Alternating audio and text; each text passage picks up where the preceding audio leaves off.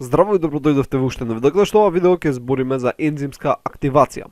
Односно, кај некои ензимски катализирани реакции, освен ензим и супстрат, потребни се и други супстанции наречени активатори, кои треба да посредуваат во реакцијата со цел таа истата да се случи.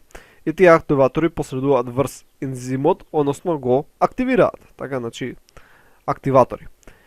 Сега, постојат различни видови на активатори кои действуваат врз различни ензими на различен начин. И сега ќе разгледаме некои од нив. Прв вид на активатори кои ќе ги разгледаме се тие кои го активираат ензимот преку демаскирање, односно откривање на активниот центар. Што мислам со тоа? Најголем дел од протеолитичките ензими, кога се создаваат, се наоѓаат во нивната проензимска, односно зимогена форма. Како изгледа тоа? Значи, ќе се создаде ензимот, и ово е некој протеолитички, значи разградува нешто, и тој се наоѓа во неговата зимогена форма, односно е неактивен. Да речеме дека ова овде е вака активниот центар, но има дел од ензимот кој го покрива тој активен центар. Океј, значи ќе го направиме вака. И овој дел, се што ги обележам со жолто, како го покрива активниот центар. Во ред. Бележам се со виолето, кај е активниот центар. Ова тука вака е активен центар. Океј. Сега, овој ензим, значи се наоѓа во неговата проензимска форма. Значи, проензим. Вака. Или како што реков, се нарекуваат и зимогени. Сега, треба да дојде активатор кој ќе го отстрани овој дел од ензимот, така, значи ќе го отстрани овој дел, така што сега активниот центар ќе биде откриен, така ќе биде демаскиран. И ваков пример имаме многу примери вакви, но еден од најчестите кои се спомнува е активацијата, односно добивањето на трипсин. Првично, кога ќе се создаде трипсинот, тој се нарекува трипсиноген, бидејќи уште не е активиран.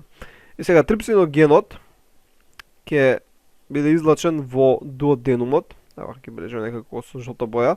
Ова нека биде дуоденумот, тоа е почетокот на тенкото црево. Евака. И ќе биде тука нека излачен трипсиногенот. Вред.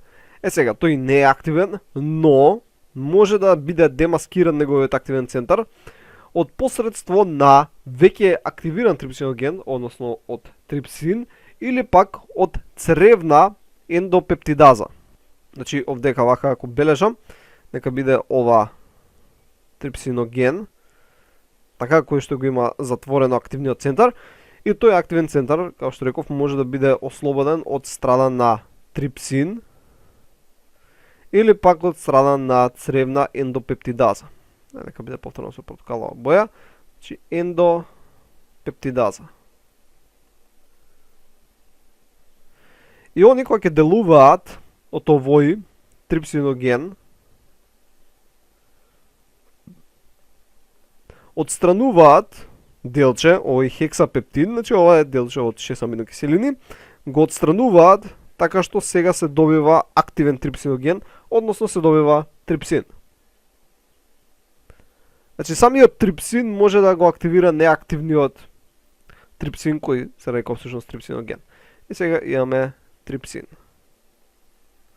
кој сега може да активира други молекули на трипсиноген, како што видовме овде. Значи, тоа е всушност автокатализирање.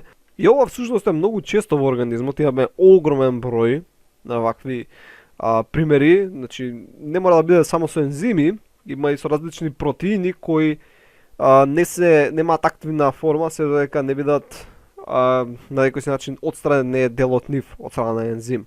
Значи, не мора секогаш да биде со активација на ензими, ова се случува и при активација на многу други различни протеини. Значи, имаме при добивањето на инсулин, правично тоа е како еден пептид, па се скратува, па се добиваат два пептида кои се држат со дисулфидни врски. Имаме ангиотензиноген, имаме протромбин, имаме фибриноген и така натаму. Значи, сите тие треба да бидат преработени со цел да стигнат во нејната активна форма. И истото важи, значи, и за ензимите. Во ред.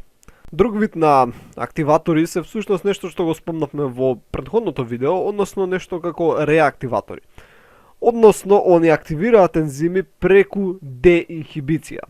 Така да речеме дека имаш одреден ензим кој е инхибиран од некоја супстанца, не е битно, и сега можеш да имаш реактиватор кој ќе го отстрани тој инхибитор. Така, значи имаш овдека ензим, врзан е со инхибитор, така, значи тој е неактивен, и сега дојде реактиваторот, така, кој ќе го врзе инхибиторот, така што ќе го отстрани, и при тоа, врзувајќи го инхибиторот, всушност го активира ензимот. Океј, значи ова е многу просто, онака очигледен вид на активатори, кои всушност можеме да ги наречеме реактиватори. Океј.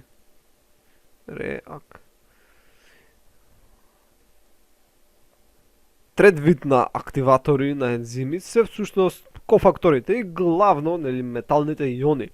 Ова го спомнавме уште во некој од првите видеа. Знаеме дека металните иони, исто така и витамините, се многу битни за активноста на ензимите.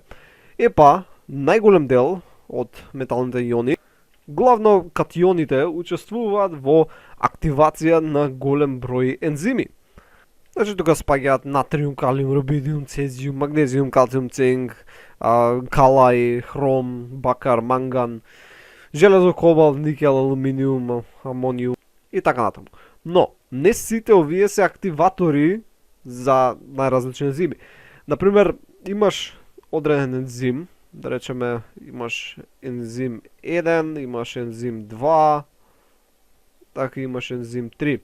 Океј, некои од овие катиони ќе бидат активатори, така, например, на овој ензим, но може би се инхибитори на друг ензим. Океј, например, можда манганов го активира првиот ензим, но ги инхибира другите два ензима. Најчесто се активатори, не дека се до толку често инхибитори, но морате да имате на ум дека некогаш овие катиони може да инхибираат. Не мора секогаш да биде активација. Во ред? И се смета дори 1/4 во некоја литература и 1/3 од ензимите ги користат овие катиони со цел да подобрат каталитичка способност, некои и воопшто не ни можат да функционираат без овие катиони.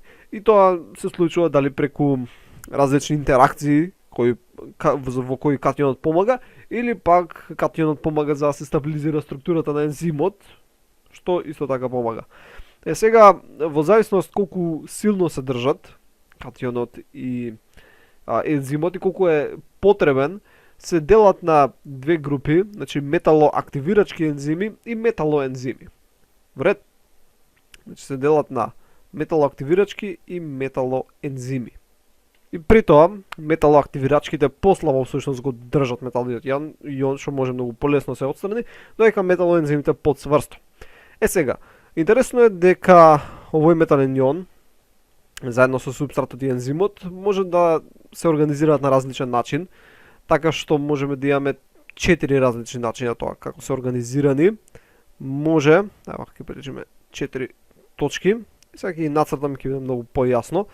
Можеме да имаме вака ензим, така кој се поврзува со метален ион, па се поврзува со супстрат. Океј, можеме да имаме ензим кој е на различно место вака поврзан со метален ион, на различно место е вака поврзан со супстрат. И можеме да имаме ензим кој е поврзан со супстрат, па на супстратот е поврзан металниот ион, или пак сите три да бидат како во една меѓузедничка врска, каде што имаме ензим поврзан со супстрат, поврзан со метален ион. Во ред, значи овие се 4 начини на кои можеме да имаме организирање помеѓу ензимот, супстратот и металниот ион. Или вака како би бележеле со символи. И од овој пример можеме да утврдиме дека првото, вториот и четвртиот начин всушност се кај металоензимите, додека третиот е кај металоактивирачките, бидејќи металниот катион не ни се врзува со ензимот, едноставно тој посредува во активноста на супстратот, го менува супстратот така што биде соодветен за активниот центар или пак по соодветен. Не мора да значи дека мора секогаш да постојат овие катиони со цел ензимот да функционира, но ја подобруваат активноста. Вред? И сега, ако ова се на некој си начин би го представиле на графици, особено ќе го представиме на Lineweaver Burg. Значи, график, ќе направиме еден график, каде што да речеме дека ова вака е нормалниот ензим, да речеме дека ставиме инхибитор кој можеби го зголемува КМ. Во тој случај би имале ваква линија, ако го зголемува само КМ. Ако го зголемува Vmax, во тој случај ќе имавме ваква линија. Така, значи, ова беше од претходното видео. Значи, оваа розевата има всушност намалување на Vmax, не зголемување, него намалување, додека црвенава има зголемување на КМ, што всушност беше намалување на афинитетот. Сега, тоа е за инхибитори, тоа го разгледавме во претходното видео, но што ако ставиме активатори? Во тој случај можеш да имаш активатор кој го зголемува афинитетот. Така, ако го зголемува афинитетот, а да речеме дека Vmax останува исто, во тој случај ти можеби би добил нешто си што наликува на ова. Ева вака. Океј, значи во овој случај, овој активатор ќе го намали КМ и поради тоа ќе се зголеми афинитетот. Вред, можеш да имаш активатор кој ќе го зголеми Vmax. Така, во тој случај тоа би изгледало на следниот начин. Вака. Океј, значи во овој случај ќе имаме поголемо Vmax. Додека КМ ќе си остане исто, би ќе го сеча во истата точка овдека. Значи, ако увидиш некои вакви работи, тоа значи дека се имаш работа со некоја супстанца која ја подобрува активноста на дадениот ензим. Или пак се сменил некој параметар, може би си ја променил температурата, може би си променил pH, па си добил нели подобрување, но може исто така да биде и од страна на некој си активатор. Океј, тоа беше главното што требаше да се спомне за ензимска активација. Нормално постојат многу различни супстанции кои може да подобрат ензимската активност. Некои од тие супстанции се неопходни за ензимско функционирање и тоа е тоа. Океј, ќе се видиме во наредното видео и тоа беше се за видео. Довидување.